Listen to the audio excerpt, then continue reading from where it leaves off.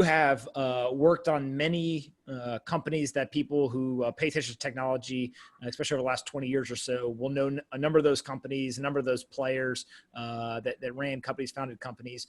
What's your biggest lesson learned through all of that, right?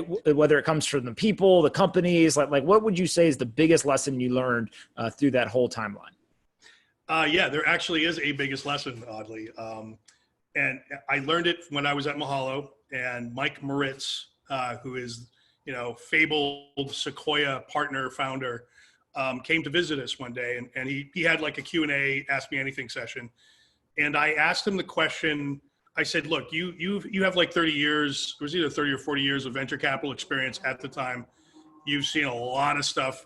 What's the difference between the companies that make it and become big things like Apple and Google, and the companies that just die? And I really thought the answer was going to be something like, well, it depends. There's a lot of things, a lot of factors. And he said, oh, that's easy.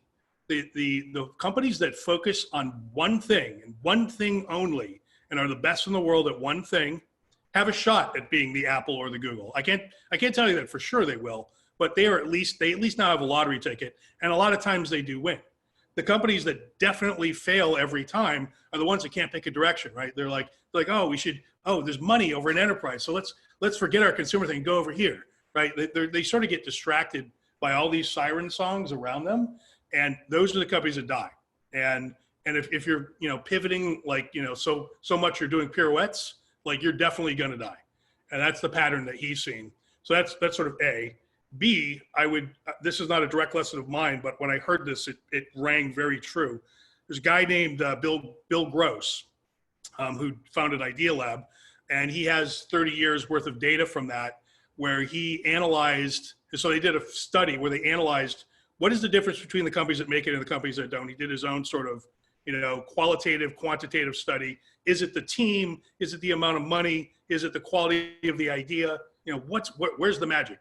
And the answer was very surprising and very clear. The answer was timing.